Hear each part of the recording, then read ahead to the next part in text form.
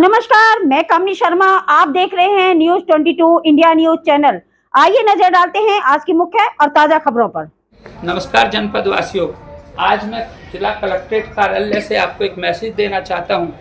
यहां एक सूचना विभाग होता है, जो सूचना विभाग से सारे अखबार पत्र पत्रिकाएं सर्कुलेट होती हैं, यानी एक तरह से उनके पास सबका डाटा होता है। जब उनका हम डाटा मांगते हैं, पत्रकारों का डाटा मांगते हैं, आरटीआई के तहत मांगते हैं तो नहीं देते हैं और किसी दूसरे तरीके से, जबकि जो सूचना विभाग है या तो उनको सारा डाटा वेबसाइटों पर डाल कर रखना चाहिए। पूरे देश को और जनता को पता होना चाहिए कि जिले से कितने अखबार निकलते हैं, कितने छपते हैं, कितने नहीं छपते हैं, कौन सी प्रेस से छपता है, कौन सी प्रेस से नहीं छपता है।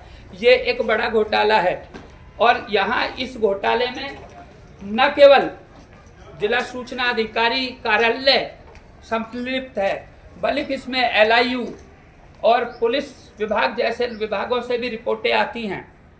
और इसके जो मूल चीज़ें हैं, ये ज़्यादातर प्रेस एक्ट के तहत चीज़ें जिलाधिकारी के तहत होती हैं। जिलाधिकारी महोदय से शिकायत की जाती हैं। जिलाधिकारी महोदय की सोच ये होती है कि हम अपना काम करें। अरे हमारा काम ही ये है कि जिले में जितने भी गलत अखबार और जितने गलत पत्रकार हैं, हम उनके चुट्टे खोलें। हमारा काम ही ये है कि जिन पर 420 के, जिनके पति पत्नी तक 420 में जेल रहे हैं, एक एक दो नहीं दर्जनों मुकदमे जिन पर रहे हैं, उनके यहाँ अखबार अप्रूव कैसे हो गए, उनके शस्त्र लाइसेंस कैसे हो गए। मैंने पीछे शस्त्र लाइसेंसों की आरटीआई डाली थी तो नहीं मिली। क्यों पूरा सिस्टम जो है इन लोगों को बचा रहा है? क्या सोच रहे हैं कि मैं रुक जाऊंगा? मैं नहीं रुकूंगा। हर आदमी मुझसे समझौते के लिए तैयार है, मैं समझौते का ही बात के करूं। अरे जो फर्जीवाड़े हैं, जो फ्रॉड लोग हैं, उनके खिलाफ जिलाधिकारी या सक्षम अधिकारी जो भी हैं, पुलिस अधिकारी, वो कार्रवाई करें।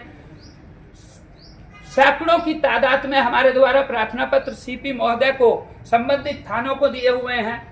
हमने आबकारी विभाग को भी बहुत सारे लेटर्स दिए हुए हैं, कार्रवाइयां नहीं होती हैं। क्या करें?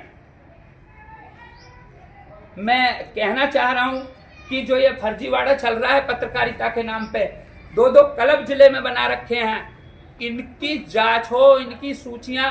हमारे पास बहुत सारी चीजें हम जनपद न्यायालय से ले लेते हैं, लेकिन यहाँ जो कार्यालयों में है, मैंने अभी प्रयास किया, मैंने पहले भी मांगी, ये आरटीआईयों तक को नहीं देते। आरटीआई तो जो है उत्तर प्रदेश में 0 हो गई है। सबसे पहले तो आरटीआई के लिए पोस्टल ऑर्डर तक नहीं मिलते, बड़ी समस्या है। आप पूरे जिले गौतम बुद्ध नगर और गाजियाबाद में घूम लीजिएगा, ये पता नहीं केंद्र सरकार का फंडा है या उत्तर प्रदेश सरकार का, यहाँ आपको आरटीआई नहीं मिलेगी। और आपने आरटीआई डाल भी दी तो वो सेकंड अपील में जाएगी। फर्स्ट अपील अधिकारी इन्हीं का वो होता है। आरटीआई क्यों नहीं मिलती? कि उसमें फर्स्ट अपील अधिकारी जो, अरे इसमें जनता के मेरे जैसे लोगों को लाएं। ये कांग्रेस का दिया हुआ एक्ट था, उन्होंने ये सोच के बनाया था कि ईमानदारी से काम चलेगा। आज यहाँ ऐसी सरकार बन गई है जो तमाम आयोगों के अध्यक्ष पार्टियों के ही ऐसे नुमाइंदे बनते हैं कि जो कुछ खुलने ही नहीं देते। पीछे कुछ अच्छे अधिकारी रहे आरटीआई, उसमें वो दे दिया करते थे, लेकिन आज आरटीआई एक्ट जो है ऐसी हालत हो गई है कि आप मांगो भागते रहो, मिलेगा ही नहीं। क्यों? क्योंकि इसमें सभी जो इसमें जनसूचना अधिकारी होते हैं, जब आप उसके कार्यालय की सूचना मांगते हो तो उसे पता लग जाता है कि ये आपके कार्यालय का घोटाला खोल रहे हैं। ये तमाम तरह की बातें करेंगे।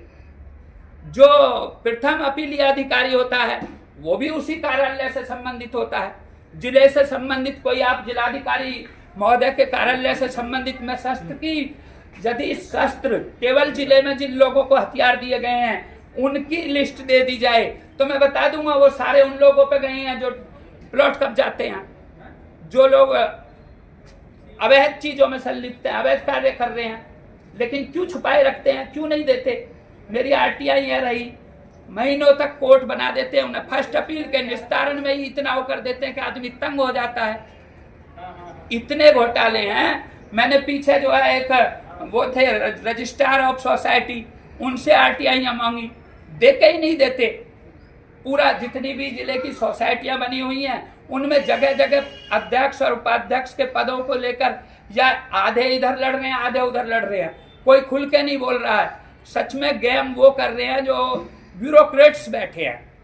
अब ये लड़ाई ब्यूरोक्रेट्स तक भी जाएगी। मुझे नहीं है इस बात का डर कि तुम 2-4 FIR मेरे नाम दर्ज कर लोगे, कर लेना, मैं जमानतें करवा लूंगा। हाई कोर्ट है, अभी जुडिशियली है, जुडिशियली ही मेरे जैसे लोगों को बचा रही है। अन्यथा ये लोग तो पता नहीं कद मुझे सीवर में डलवा दें, क्योंकि इनकी पोल खुलती है। मैंने इतने प्रार्थना पत्र दिए हैं, यदि मेरी हत्या होती है तो कम से कम जिले के जिलाधिकारी का नाम उसमें होना चाहिए, क्योंकि जिलाधिकारी को भी मैंने पत्र दिए हैं, एक भी पत्र पर कोई कार्रवाई नहीं हुई, उसे पेंडिंग रखते हैं। हम प्रार्थना पत्र देने आते हैं तो हमारे साथी यदि कोई वीडियो बनाते हैं तो उन वीडियोज को डिलीट करवा देते हैं। कैसे होगा? लोकतंत्र कहीं बचा ही नहीं है। मैं अपने जिले से शुरुआत कर रहा हूं, लोकतंत्र की रक्षा करें। जो भी लोग जिन जिलों में लड़ रहे हैं वो लड़ें, कोई ना कोई मरेंगे लेकिन लोकतंत्र स्थापित हो जाएगा।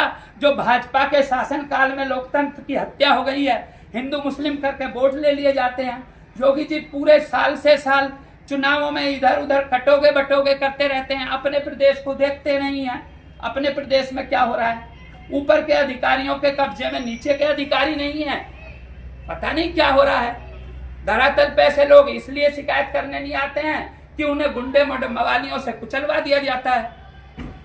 इसी के साथ नए वर्ष की मुबारकबाद और नई शुरुआत। संजय भाटी।